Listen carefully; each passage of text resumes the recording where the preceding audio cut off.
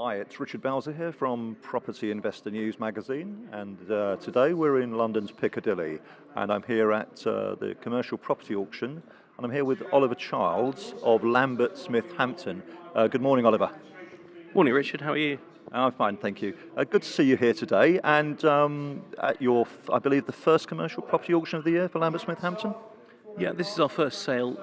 We hold normally 5 ballroom auctions every year, and we're now also introducing some online auctions as well.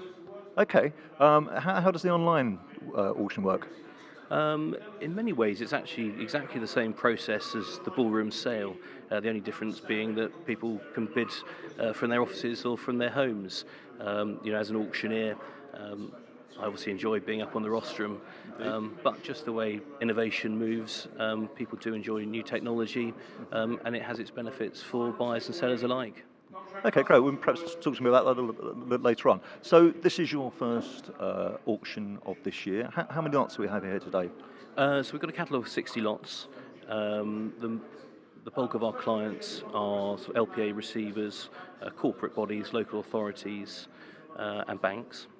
And yeah, it's a fairly busy room, and we expect a fairly decent response from the bidding. Good. Well, we'll obviously later on talk to you about the results of the auction, but by the looks of it, we've got a good attendance here today.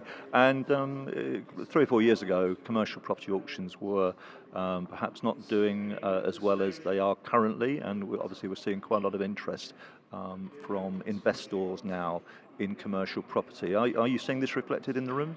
Yeah, there's definitely been a mood swing over the last few years, to be honest, but I think that's been accentuated over the last 6 to 9 months with regard to sort of government legislation, income tax, and people looking now for alternative opportunities, looking perhaps to put commercial property into their SIPs, and also I think regional growth. I think there's more confidence there in the market.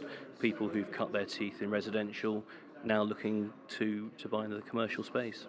Certainly, that's certainly what we're seeing with many of our subscribers over the last few years. Portfolio landlords who have gradually evolved from growing buy-to-let portfolios to doing conversions, then started to do mixed use, commercial conversions and land and planning. That's certainly what we're seeing with our subscribers. So, well, listen, we're going to be talking through later some of the lots that are on for sale here, and we'll see how that all goes.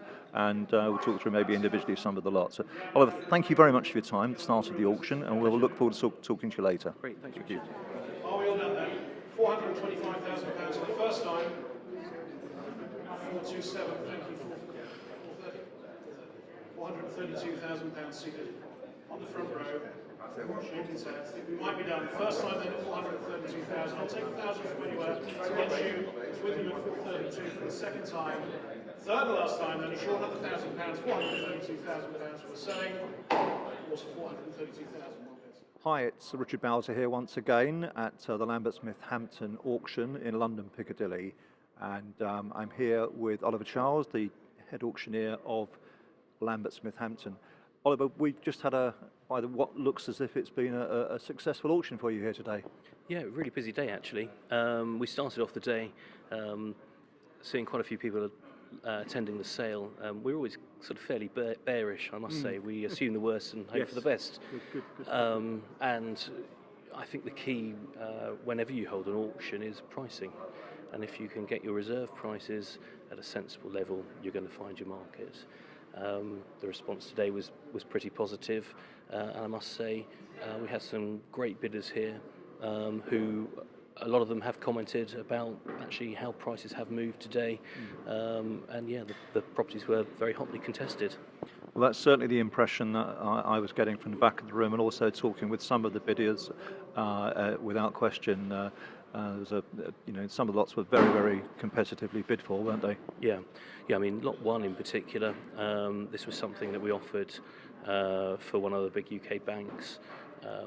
They're looking at their portfolio and looking at how they can achieve value by perhaps selling either the entire freehold unit or perhaps the leasehold interest of the upper floors. Lot 1, for example, was the top floor above a banking branch, former office space. Those offices are no longer required. They're perhaps being centralised at another office location, and with permitted development rights, there's an opportunity here for a buyer, a private investor, to go in there and look to create residential as opposed to the commercial use. There's more value in residential. We had a guide price of around £200,000.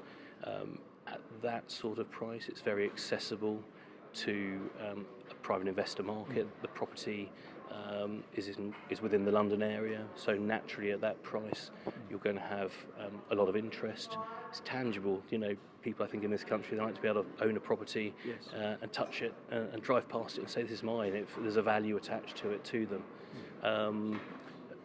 Yeah, some great bidding. It sold for £432,000, so over doubling the reserve price. Yes, we thought there would be good interest in it, but certainly probably 15 or 20% above our expectations. So it sold for 15-20% above what you were expecting. Yeah. That's obviously quite significant, and that was right at the start of the auction, wasn't it? Well, obviously lot one. Yeah, and it's important.